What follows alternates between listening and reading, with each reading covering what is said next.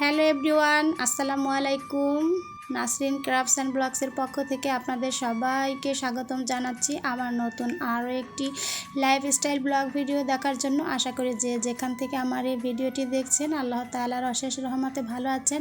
আমিও আলহামদুলিল্লাহ অনেকটাই ভালো আছি। আর আমি নাসরিন আছি আপনাদের সাথে খুলনা থেকে। প্রতিদিনের একঘেয়েমি কাজের রুটিন আর প্রতিদিনের একঘেয়েমি খাবার দাবারের মেনুতে কিন্তু মাঝে মাঝে আমাদেরও একটু রুচির পরিবর্তন করতে ইচ্ছে করে। আর সেজন্য কিন্তু রান্না বাড়া খাবার দাবার সব কিছুই কিন্তু একটু মাঝে মাঝে পরিবর্তন করা উচিত। এতে যেমন স্বাদের ভিন্নতা আসে, তেমনি কিন্তু রুচিরও ভিন্নতা আসে, মানসিক প্রশান্তিও আসে। একঘেয়েমি রুটিন কিন্তু কারোরই ভালো লাগে না। এই জন্য সকালবেলায় আমার হাজব্যান্ড বলছে যে আজকে প্রতিদিনের মতো তরকারি বা সবজি মাছ এগুলো রান্না না করে, মাছ তো রান্না করতেই হবে যেহেতু উনি বাঙালি বাবু, তো আজকে একটু ভর্তা ভাত তৈরি করো। এই তো হয়েছে।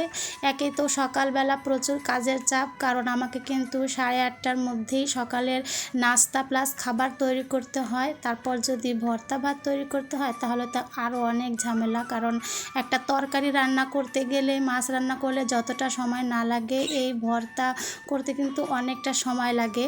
কারণ এখানে কিন্তু টেস্টেরও একটা ব্যাপার আছে, শুধু রান্না করে রাখলেই হবে না। বরাবরের মতোই যদি আমার ভিডিও আপনাদের ভালো লেগে থাকে তাহলে অবশ্যই একটা লাইক দিয়ে ভিডিওটি কন্টিনিউ করবেন।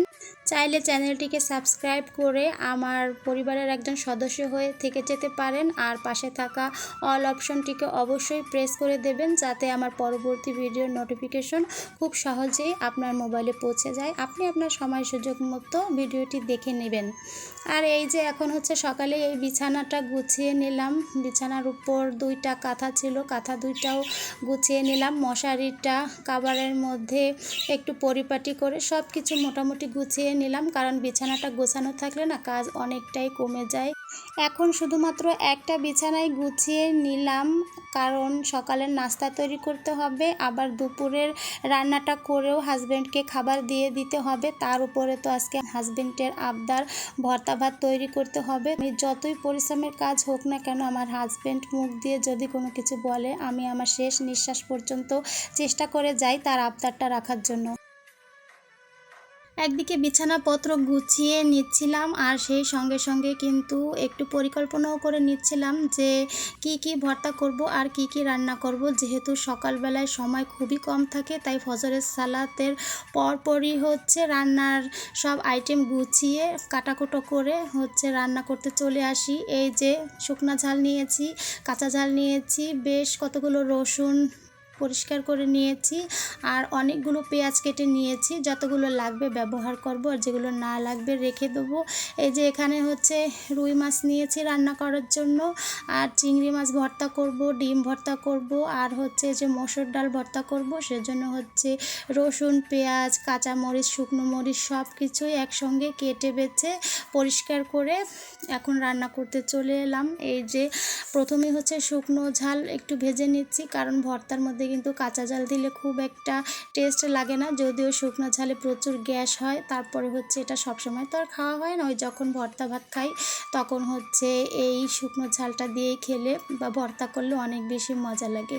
তারপরে প্রথমে চিংড়ি মাছ ভর্তার জন্য এই যে বেশ কতগুলো রসুন আমি পরিষ্কার করে নিয়েছি। রসুনের গায়ে কিন্তু একটুও ছোলা থাকা যাবে না, একদম ক্লিন করে নিতে হবে রসুনগুলো। তারপর নিয়ে নিলাম কাঁচা মরিচ, তারপর দিয়ে দিলাম অনেকগুলো পেঁয়াজ কুচি, তারপর চিংড়ি মাছ দিয়ে দিলাম।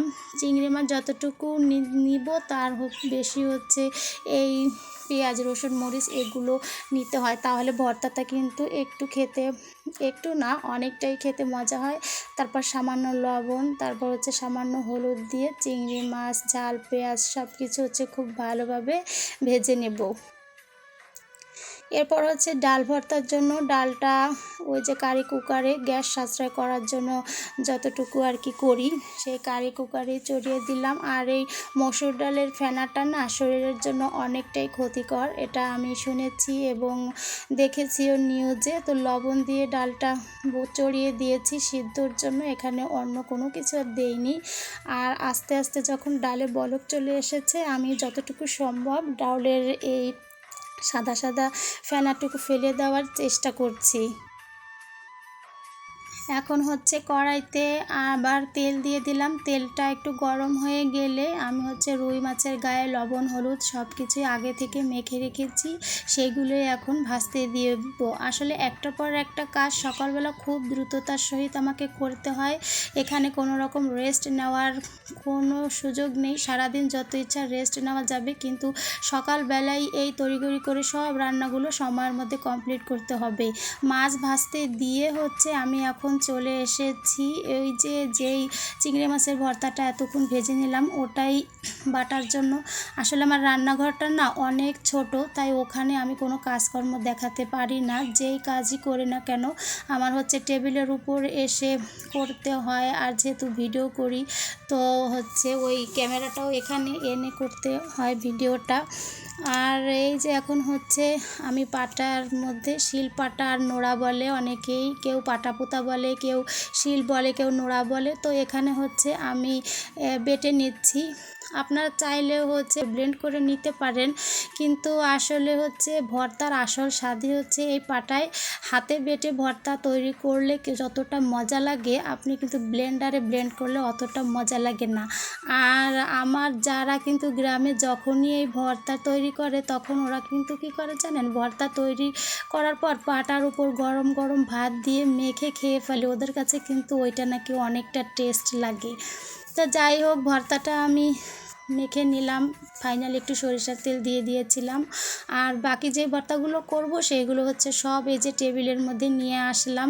ওই যে একবার মাছ ভাজতে দিয়ে হচ্ছে ভর্তা বেটে নিলাম এবং অন্যান্য ভর্তাগুলোর জন্য সব কিছু রেডি করে টেবিলে নিয়ে গেলাম। আবার হচ্ছে মাছ একবার উল্টে দিলাম, উল্টে দিয়ে আবার বাকি কাজগুলো করে তারপর হচ্ছে আবার মাছ ভুনা করব। এখানে হচ্ছে আমি একটু লোতে দিয়ে দিয়েছিলাম গ্যাসের আঁচটা, যাতে মাছটা আস্তে আস্তে হবে, এদিকে আমি আস্তে আস্তে খাবারগুলো রেডি করে ফেলতে পারবো। আর এই তো ফাইনালি আমি হচ্ছে সব ভর্তা রেডি করে নিয়েছি আমার হাজব্যান্ডের কথা মতো। তো ও তো টেবিলে এসে অবাক যে এতটুকু সময়ের মধ্যে আমি এতগুলো ভর্তা করে ফেলেছি। তো তার ঠোঁটের কোণে একটু হাসি দেখলেই কিন্তু আমি বুঝতে পারি সে অনেকটাই খুশি হয়ে গেছে। তাকে কিন্তু মুখে কিছুই বলে দিতে হয় না, যেহেতু অনেক বছর ধরে সংসার করছি তাই দুজনের মনের ভাষা চোখের ভাষা অনেকটাই আলহামদুলিল্লাহ বুঝতে পারি। এই তো তাকে খেতে দিয়ে আমি হচ্ছে রুই মাছটা এখন ভুনা করে নিলাম। খাবার দাবার যেটাই রান্না করেছি সব হচ্ছে টিফিন ক্যারিতে করে তাকে দিয়ে দিব। আর ভর্তাগুলো কিন্তু খুব সুন্দর ডেকোরেশন করে তাকে দিয়ে দিয়েছি, সে খেয়ে নিয়েছে। সে তো একা খেতে পারে না, তাকে তুলে তুলে দিতে হয়। তাকে যখন আমি খাবার দেই একদম তার পাশে আমি স্টিল হয়ে দাঁড়িয়ে থাকি। পানি ভাত সবজি তরকারি যেটাই নিক সব কিছু তাকে বেড়ে বেড়ে আমি খাইয়ে তবেই আমি টেবিল থেকে সরে যাই। আর তারপর হচ্ছে এই যে আম পাবলিকের জন্য আম দিয়ে দিচ্ছি, দুপুরের খাবার দিয়ে দিয়েছি। এরপর হচ্ছে একটু আম দিয়ে দিব যাতে নাস্তা করতে পারে। উনি হচ্ছে বাহিরে খুব একটা খাবার খায় না, তো বাসা থেকে যতটা সম্ভব টিফিন দিয়ে দিতে হয়।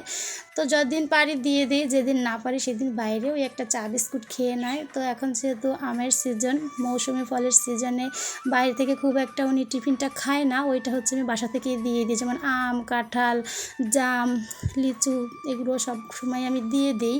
তো সেইভাবেই হচ্ছে খাবারটা এখন তাকে দিয়ে দিচ্ছি প্যাকিং করে।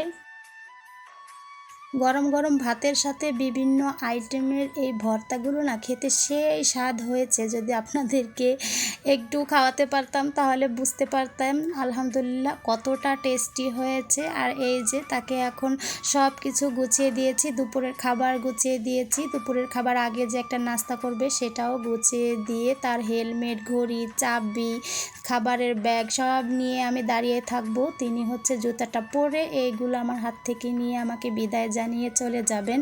এটাই তার প্রতিদিনের নিয়ম, যাওয়ার আগে আমার কাছ থেকে বিদায় নিয়ে যায়। আর এই যে হচ্ছে একদম মোটরসাইকেল স্টার্ট দিবে, তো আমি পেছন থেকে তাকিয়ে থাকি। আমি একটা হাদিসে শুনেছি যে হাজব্যান্ড যদি বাসা থেকে বের হয়ে যায় তো যতদূর চোখ যায় ততদূর তাকিয়ে থাকতে হয়, তাহলে নাকি অনেকটাই সওয়াব পাওয়া যায়। তো ওই হাদিসটা শোনার পর থেকে আলহামদুলিল্লাহ ওইটাই নিয়মিত আমি করে যাই। ভিডিওর একেবারেই শেষ পর্যন্ত চলে এসেছি। কার কতটুকু ভালো লাগলো অবশ্যই জানাবেন। সবাই সবার জন্য দোয়া রাখবেন আর সবাই সবার হাজব্যান্ডকে তাদের মনের মতো করে রান্না করে খাইয়ে অনেকটা ভালোবাসা আদায় করে নেবেন। আজ এ পর্যন্তই রাখছি। সবাই ভালো থাকুন, সুস্থ থাকুন, নিরাপদে থাকুন। আল্লাহ হাফেজ। আসসালামু আলাইকুম।